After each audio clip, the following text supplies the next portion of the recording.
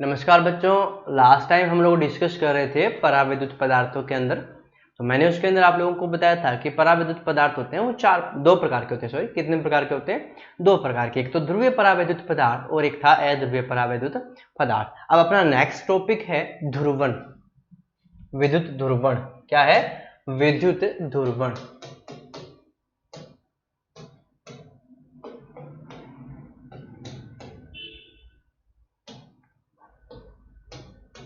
जिसे हम लोग अंग्रेजी में बोलते हैं इलेक्ट्रिक पोलराइजेशन। क्या बोलते हैं? Electric polarisation.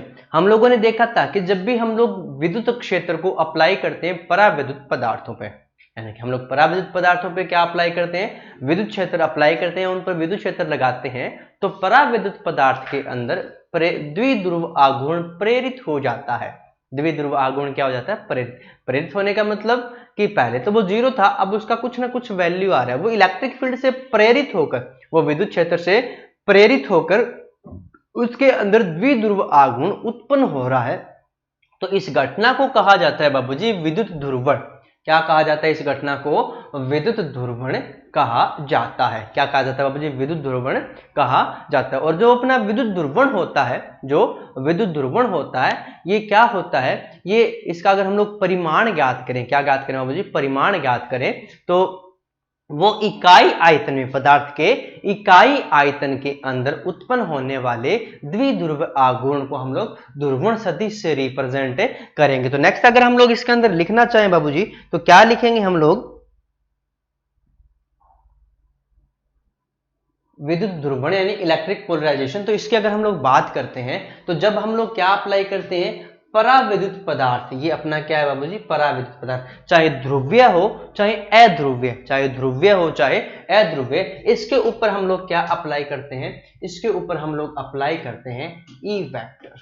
क्या अप्लाई करते हैं बाबूजी? E vector. तो इसके अंदर क्या उत्पन्न हो जाता है? Minus plus, minus plus, minus plus, minus plus.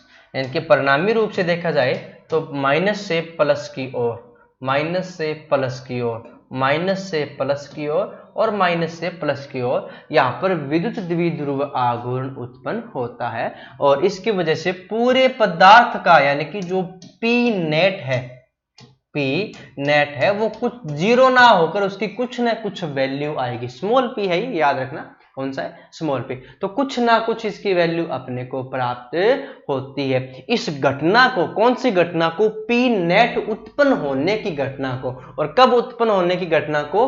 बाह्य विद्युत क्षेत्र की उपस्थिति में। बाह्य विद्युत क्षेत्र की उपस्थिति में पी नेट उत्पन्न होने की घटना को ही हम लोग क्या कहते हैं? विद्युत ध्रुवण। इस घटना को ही हम लोग क्या कहते हैं बाबूजी? इस घटना को क्या कहते हैं? विद्युत ध्रुवण। अगर हम लोग इसकी डेफिनेशन लिखे तो डेफिनेशन समझना, डेफिनेशन काफी बार पूछी जाती है। इसकी जो परिभाषा है वो क्या बनेगी? परावैद्युत पदार्थों में, परावैद्युत पदार्थों में बाह्य विद्युत क्षेत्र की उपस्थिति में, परावैद्युत पदार्थों में बाह्य विद्युत क्षेत्र की उपस्थिति में द्विध्रुव आघूर्ण प्रेरित होने की घटना को, द्विध्रुव आघूर्ण प्रेरित होने की घटना को ध्रुवण कहते हैं। क्या कहते हैं बाबूजी? ध्रुवण कहते हैं। तो इसकी डेफिनेशन लिखे तो क्या आएगी बाबूजी? परावैद्युत पदार्थ में, आप लोग इसकी डेफिनेशन लिख लेना फटाफट। परावैद्युत पदार्थों में बाह्य विद्युत क्षेत्र,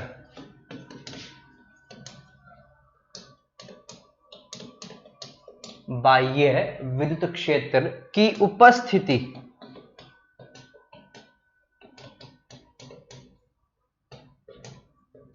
ठीक है, परावैद्युत पदार्थों में बाह्य विद्युत क्षेत्र की उपस्थिति में द्विध्रुव आघूर्ण के प्रेरित होने की घटना,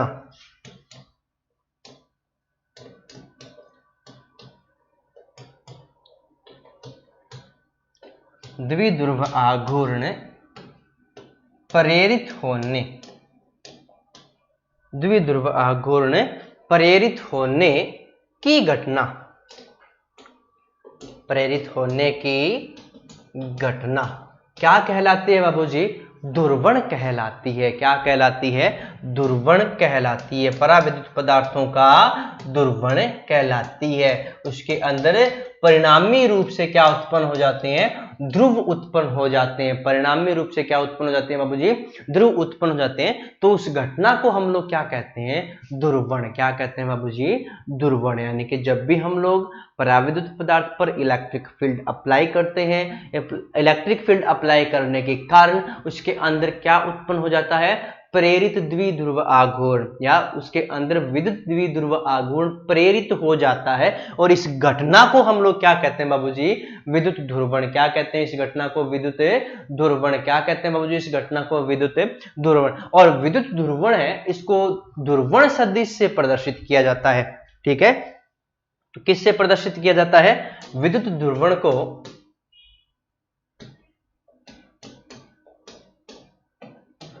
या सीधा ही ध्रुवण को, परावैद्युत पदार्थ के किसको बाबूजी? ध्रुवण को हम लोग ध्रुवण सदिश से प्रदर्शित करते हैं। किससे प्रदर्शित करते हैं बाबूजी? ध्रुवण सदिश से। परावैद्युत पदार्थ के ध्रुवण को, परावैद्युत के ध्रुवण को हम लोग किससे प्रदर्शित करते हैं? ध्रुवण सदिश से। किससे प्रदर्शित करते हैं हम लोग इसको? ध्रुवण सदिश से। और जो अपना ध्रुवण सदिश होता है, क्या होता है बाबूजी? अपना जो ध्रुवण सदिश होता है, इसको कैपिटल P के द्वारा रिप्रेजेंट किया जाता है। किसके द्वारा रिप्रेजेंट किया जाता है बाबूजी? कैपिटल P के द्वारा रिप्रेजेंट किया जाता है। किसके द्वारा रिप्रेजेंट किया जाता है? Capital P। और कैपिटल P बराबर होता है स्मॉल p बट्टा कैपिटल V। स्मॉल p बट्टा कैपिटल V। स्मॉल p बट्टा कैपिटल V। ठीक है, याद रखना, कैपिटल P बराबर होता है स्मॉल p बट्टा कैपिटल P, यानी कि प्रेरित द्विध्रुव आघूर्ण बट्टा आयतन। प्रेरित द्विध्रुव आघूर्ण बट्टा आयतन को ही हम लोग क्या बोलते हैं बाबूजी? ध्रुवण सदिश कहते हैं। कौन सा सदिश कहते हैं? ध्रुवण सदिश कहते हैं। यदि अपने पास कैपिटल V बराबर 1 हो जाए, कैपिटल V बराबर क्या हो जाए? 1, तो उस अवस्था में कैपिटल P वेक्टर बराबर आता है small p vector. Capital P बराबर क्या आता है बाबूजी? Small p vector. क्या जाता है? Small p vector. तो आप लोग हमेशा याद रखोगे कि एकांक आयतन में उत्पन्न होने वाले परावैद्युत पदार्थ के एकांक आयतन में v बराबर 1 का मतलब एकांक आयतन हुआ। ठीक है, तो परावैद्युत पदार्थ के एकांक आयतन में प्रेरित द्विध्रुव आघूर्ण को, प्रेरित द्विध्रुव आघूर्ण को ध्रुवण सदिश कहते हैं। ठीक है, सबसे पहले हम लोगों ने ध्रुवण के बारे में डिस्कस किया। किसके बारे में डिस्कस किया? ध्रुवण। ध्रुवण क्या था? ध्रुवण बाह्य विद्युत क्षेत्र की उपस्थिति में परावैद्युत पदार्थ में विद्युत द्विध्रुव आघूर्ण प्रेरित होने की घटना है। ध्रुवण क्या है? प्रेरित द्विध्रुव आघूर्ण, द्विध्रुव आघूर्ण के प्रेरित होने की घटना क्या है? ध्रुवण है। अब इस ध्रुवण को हम लोग ध्रुवण सदिश के द्वारा रिप्रेजेंट करते हैं। ध्रुवण सदिश को किससे रिप्रेजेंट करते हैं? कैपिटल P से। और कैपिटल P बराबर होता है स्मॉल p बट्टा V। स्मॉल p बट्टा V। स्मॉल p बट्टा क्या हो गया बाबूजी? V हो गया। और स्मॉल p बट्टा V को हम लोग किससे रिप्रेजेंट करते हैं? कैपिटल P से। ऐसा समझ लो आप लोग, स्मॉल p बट्टा कैपिटल V क्या कहलाता है? कैपिटल P कहलाता है, ध्रुवण सदिश कहलाता है। आगे बात समझे। और इसकी दिशा वही होती है जो P की दिशा होती है। किसकी दिशा होती है? P की। आयतन तो अदिश राशि, आयतन तो क्या होती है? अदिश राशि। उसके बाद में मैंने इसकी डेफिनेशन निकालने के लिए V बराबर 1 पुट किया। V बराबर कितना पुट किया? A का मतलब हो गया एकांक आयतन। क्या हो गया बाबूजी? एकांक आयतन। तो एकांक आयतन में उत्पन्न प्रेरित या एकांक आयतन में द्विध्रुव आघूर्ण के प्रेरित होने की घटना को ध्रुवण सदिश कैपिटल P के द्वारा रिप्रेजेंट किया जाता है। तो आप लोग हमेशा याद रखना, आप लोग हमेशा याद रखना, जो कैपिटल P होता है, कैपिटल P होता है वो स्मॉल p बट्टा कैपिटल V होता है। स्मॉल p बट्टा कैपिटल P होता है। ये बात आप लोग हमेशा दिमाग के अंदर रखना। अगर हम लोग इस ध्रुवण सदिश के मात्रक की बात करें, किसकी बात करें बाबूजी? मात्रक की बात करें, तो ऊपर P है, P का मतलब ऊपर बन गया Q into 2A, Q into 2A बट्टा V। V का मतलब हो गया आयतन। आयतन को हम लोग बोलते हैं भुजा क्यूब। क्या बोलते हैं बच्चों? भुजा क्यूब। क्या बोलते हैं, भुजा क्यूब। तो ऊपर आवेश इंटू भुजा, ऊपर आवेश इंटू भुजा बटा भुजा क्यूब, तो इसका मात्रक क्या बनेगा, एक ऊपर से एक भुजा की वजह से निचली एक भुजा की पावर क्या हो जाएगी, कैंसिल, तो ऊपर बना कूलाम और नीचे क्या बना है बाबूजी, भुजा स्क्वायर। भुजा स्क्वायर यानी कि भुजा का मात्रक, और भुजा का मात्रक क्या होता है, भुजा स्क्वायर का मात्रक मीटर स्क्वायर, यानी कि ये अपना जो कैपिटल P होता है इसका मात्रक होता है कूलाम प्रति, इसका मात्रक क्या होता है बाबूजी, कूलाम प्रति मीटर क्यूब। मात्रक क्या होता है, कूलाम प्रति मीटर क्यूब। किसका मात्रक बाबूजी, कैपिटल P का मात्रक। किसका मात्रक, कैपिटल P का मात्रक क्या होता है, कूलाम प्रति मीटर क्यूब। और कूलाम प्रति मीटर स्क्वायर, कूलाम प्रति मीटर स्क्वायर है किसका ये मात्रक, ये पृष्ठ आवेश घनत्व का मात्रक है, पृष्ठ आवेश घनत्व।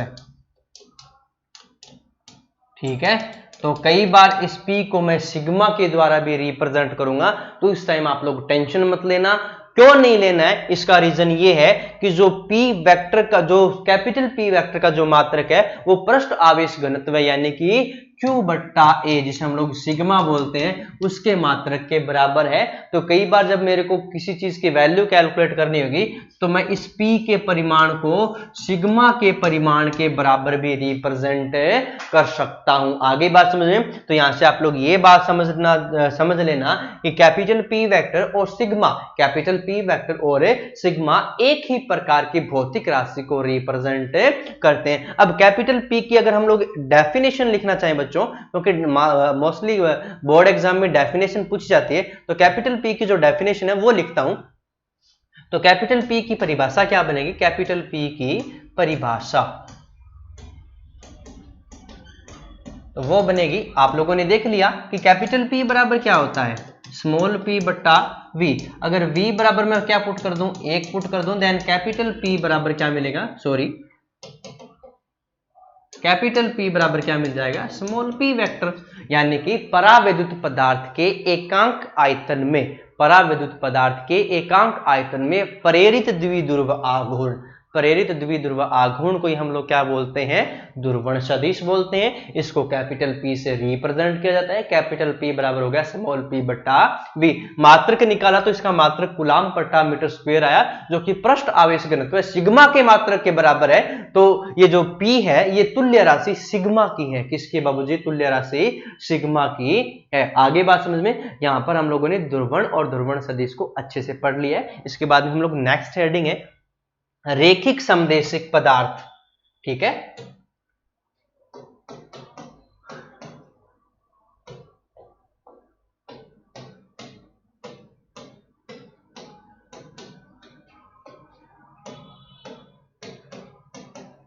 रेखिक समदेशिक पदार्थ। ठीक है, नेक्स्ट आप लोग हेडिंग डालो लीनियर आइसोट्रोपिक, लीनियर आइसोट्रोपिकल मीडिया। ठीक है, तो इसको आप लोग हेडिंग डालो, इसके अंदर हम लोग डिस्कस करते हैं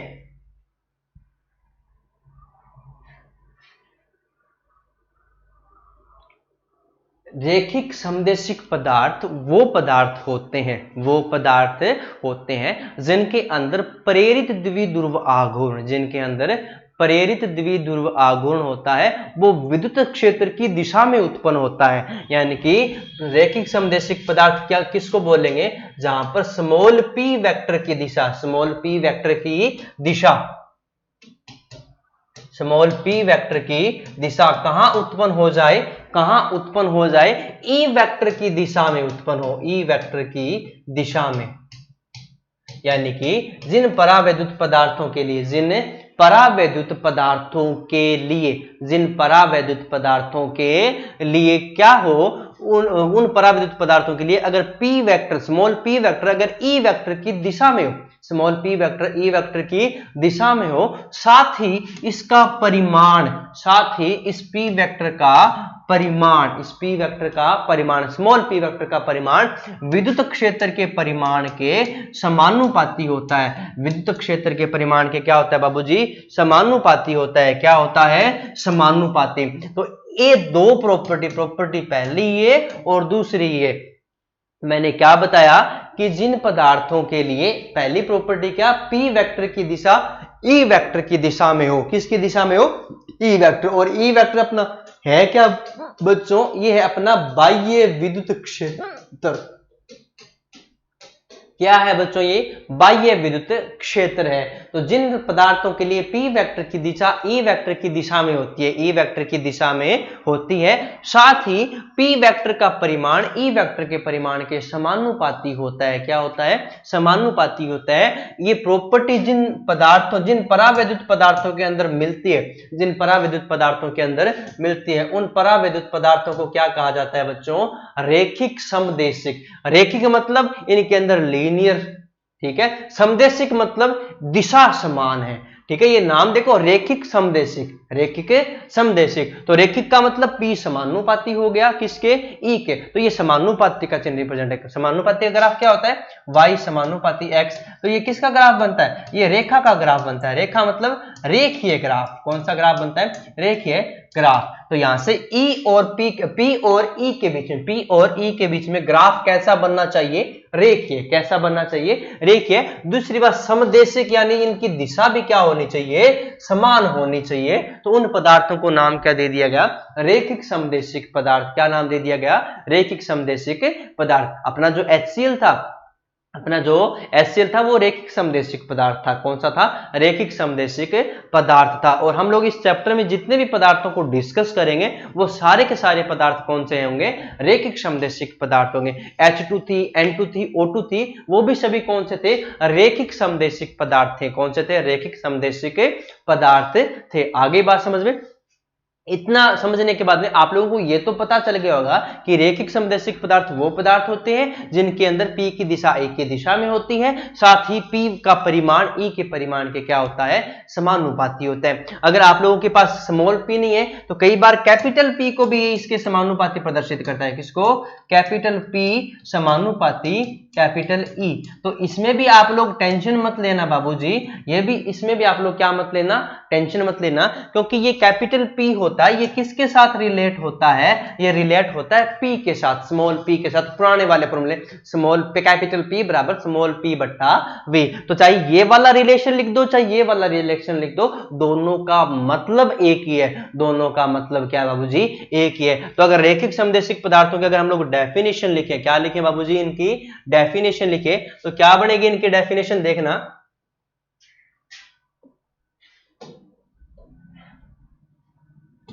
वे परावैद्युत पदार्थ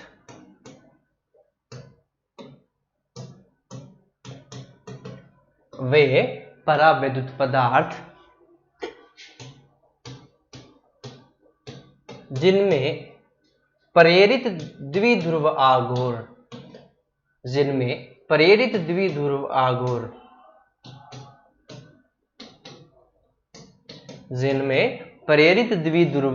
आघूर्ण, क्या बाबूजी? प्रेरित द्विध्रुव आघूर्ण क्या हो? बाह्य विद्युत क्षेत्र की दिशा में, बाह्य विद्युत क्षेत्र की दिशा में, ठीक है, तथा, ठीक है, वे पदार्थ जिनमें प्रेरित द्विध्रुव आघूर्ण बाह्य विद्युत क्षेत्र की दिशा में हो तथा परिमाण तथा द्विध्रुव का परिमाण, द्विध्रुव आघूर्ण का परिमाण विद्युत क्षेत्र के परिमाण के समानुपाती हो। विद्युत क्षेत्र के परिमाण के समानुपाती हो, ठीक है। तो रेखीय समदेशिक पदार्थ कौन से हुए? वे पदार्थ जिनमें प्रेरित द्विध्रुव आघूर्ण बाह्य विद्युत क्षेत्र की दिशा में तथा द्विध्रुव आघूर्ण का परिमाण विद्युत क्षेत्र के परिणाम के समानुपाती हो। कौन से पदार्थ कहलाते हैं? रेखिक समदेशिक पदार्थ। कौन से पदार्थ कहलाते हैं बाबूजी? रेखिक समदेशिक।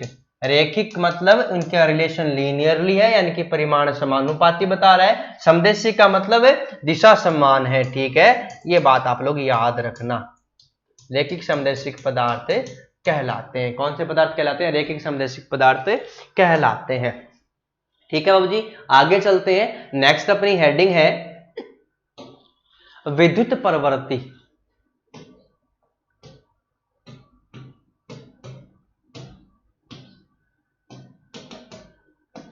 विद्युत परवर्ती, विद्युत परवर्ती एक विमाहीन कांस्टेंट के द्वारा रिप्रेजेंट की जाती है। किसके द्वारा रिप्रेजेंट की जाती है बाबूजी? विमाहीन कांस्टेंट के द्वारा रिप्रेजेंट की जाती है। ये कांस्टेंट ये बताता है कि कोई पदार्थ विद्युत के प्रति कितना अग्रेसिव है, वो विद्युत के प्रति कितनी शीलता रखता है, उसके अंदर विद्युत क्षेत्र लगाने पर उसमें द्विध्रुव आघूर्ण का मान कितना अधिक हो सकता है या कितना कम होता है, उस चीज को रिप्रेजेंट करता है विद्युत परवर्ती। क्या कौन रिप्रेजेंट करता है? विद्युत परिवर्ती। आगे बात समझ में, हम लोग सबसे पहले इसको अप्लाई करेंगे रेखीय समदैशिक पदार्थों के लिए। किसके लिए अप्लाई करेंगे? रेखीय समदैशिक पदार्थों के लिए। तो जो अपने रेखिक समदैशिक पदार्थ होते हैं उनके अंदर एक विशिष्ट प्रॉपर्टी होती है कि इनके अंदर उत्पन्न विद्युत द्विध्रुव आघूर्ण, क्या विद्युत द्विध्रुव आघूर्ण या इनका ध्रुवण सदिश, इनका ध्रुवण सदिश विद्युत क्षेत्र के समानुपाती होता है। किसके समानुपाती होता है बाबूजी? विद्युत क्षेत्र के समानुपाती होता है। आगे बात समझ में, तो सबसे पहली बात हम लोग जानते हैं रेखिक समदैशिक पदार्थों के लिए। रेखिक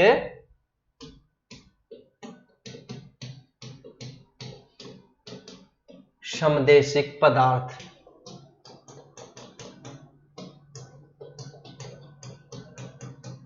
रेखिक समदैशिक पदार्थों के लिए क्या है? रेखिक समदैशिक पदार्थों के लिए यह डेफिनेशन अप्लाई की जाती है, स्मॉल p समानुपाती ई वेक्टर या कैपिटल P समानुपाती ई वेक्टर का मोड। आगे बात समझ में, तो इसके लिए हम लोग क्या अप्लाई कर रहे हैं बच्चों? रेखिक समदैशिक पदार्थों के लिए ये प्रॉपर्टी होती है कि इनके लिए कैपिटल P वेक्टर का परिमाण, कैपिटल P वेक्टर का परिमाण, या हम लोग इसको सिंपली ऐसे लिख देते हैं, कैपिटल P समानुपाती होता है E वेक्टर, यानी कि जो इसके अंदर बाह्य विद्युत क्षेत्र लगाया जाता है। क्या लगाया जाता है? बाह्य विद्युत क्षेत्र, वो उसकी दिशा के क्या होता है बाबूजी? समानुपाती, सॉरी दिशा में होता है, साथ में परिमाण के क्या होता है? समानुपाती, अर्थात P समानुपाती क्या मिल जाएगा अपने को? E वेक्टर, सॉरी P समानुपाती क्या मिल जाएगा? E। अगर आप लोग इसको वेक्टर फॉर्म में लिखना चाहो तो वेक्टर में भी लिख दो, कोई दिक्कत नहीं, क्योंकि दिशा समान होती है, यानी कि जिस दिशा में P होता है उसी दिशा में अपना E होता है, उसी दिशा में क्या होता है? अपना E होता है। और जब समानुपाती का चिन्ह हटाते हैं, समानुपाती का चिन्ह फिजिक्स के अंदर जब भी हम लोग हटाते हैं तो उसकी जगह एक कांस्टेंट आता है, उसकी जगह क्या आता है? कांस्टेंट, ठीक है। तो P बराबर यहां पर एक कांस्टेंट आता है बच्चों, जिसको हम लोग ऐसे रिप्रेजेंट करते हैं, x का जो एक टांग है उसको हम लोगों ने समाकलन के चिन्ह में बदल कर लिखा है, ठीक है। तो और इसके नीचे क्या लगा हुआ होता है? E। इसके नीचे क्या लगा होता है बाबूजी? E, कैपिटल E लगाते हैं इसके नीचे, ठीक है, स्मॉल e। कैपिटल E का मतलब इलेक्ट्रिक, इलेक्ट्रिक मतलब विद्युत, ठीक है। काई का मतलब होता है परवर्ती, क्या होता है? परवर्ती, ठीक है। तो ये आ गया P बराबर काई E, P बराबर काई E, P बराबर क्या आ गया बाबूजी? काई E। और ये काई E है, ये एक विमाहीन नियतांक है। ये कैसा नियतांक है बाबूजी? विमाहीन नियतांक है। चलो देखते हैं।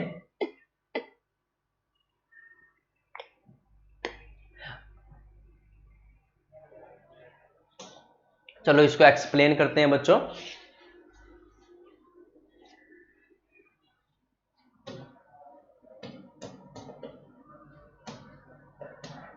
जहां काई ई समानुपाती स्थिरांक है, क्या है बच्चों? समानुपाती स्थिरांक है। क्या है? समानुपाती स्थिरांक है, जिसे विद्युत परवर्ती कहते हैं।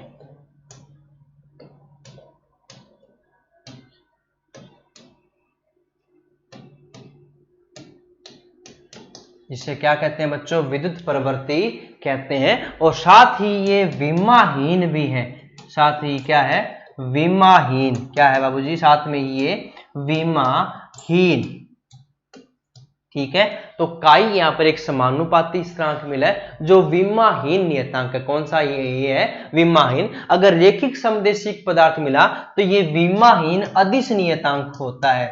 ये क्या होता है? विमाहीन अदिश नियतांक। अगर आप लोगों के पास विषमदेशिक पदार्थ हैं तो उनके लिए विमाहीन टेंसर गुणांक होता है।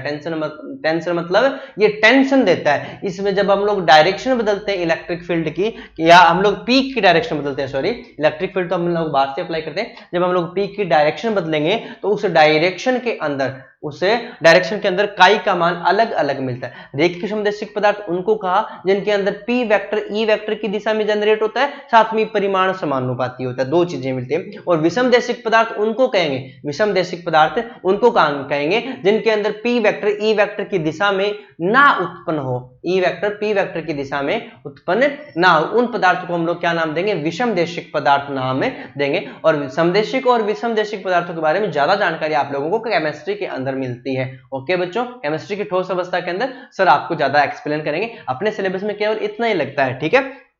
तो रेखिक समदेशिक पदार्थ होते हैं उनके लिए विमाहीन अदिश गुणांक है, विमाहीन अदिश नियतांक है। इस गुणांक या इस नियतांक का नाम ही क्या होता है, विद्युत परवर्ती। इस गुणांक का नाम ही क्या होता है बाबूजी, विद्युत परवर्ती। क्या नाम होता है, विद्युत परवर्ती नाम इसका होता है। आगे बात समझ में, चलो बच्चों इसमें और आगे डिस्कस करते हैं।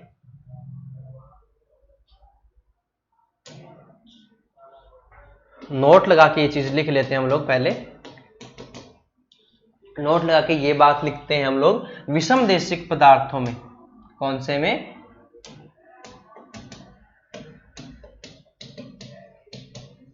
विषमदेशिक पदार्थों के लिए। कौन से पदार्थों के लिए, विषमदेशिक पदार्थों के लिए क्या होता है बाबूजी, ये जो अपना काई ई होता है, इसका नाम क्या है, काई, याद रखना, काई। क्या नाम होता है बाबूजी इसका, काई नाम होता है। तो विषमदेशिक पदार्थों के लिए ये अपना जो काई होता है ये क्या होता है, ये विमाहीन तो होता ही है,